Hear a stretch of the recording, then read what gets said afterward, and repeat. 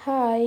இதுதான் நாங்க பெங்களூர் டூ டெல்லி போன அன்னைக்கு எடுத்த கொஞ்சம் கிளிப்ஸ். நாங்க பெங்களூர் ஏர்போர்ட் ரீச் ஆயிட்டு, அங்க லாஞ்ச் ஆக்சஸ் இருந்தனால கொஞ்சம் ஃபுட்டெல்லாம் நல்லா சாப்பிட்டுட்டு, செக்யூரிட்டி செக் எல்லாம் முடிச்சுட்டு நாங்க போர்ட் ஆக ஸ்டார்ட் பண்ணிட்டோம்.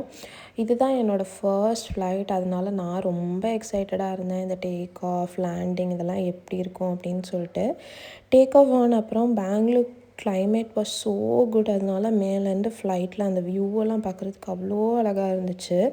அப்புறம் ஒரு 5 மினிட்ஸ்க்கு அப்புறம் இந்த க்ளவுட்ஸ் மேலே போகிற மாதிரி ஒரு கொஞ்சம் நேரம் இருந்துச்சு. அதை நான் நம்பவே முடியல. அவ்வளோ ஒரு வண்டர்ஃபுல் எக்ஸ்பீரியன்ஸாக இருந்துச்சு அது பார்க்க.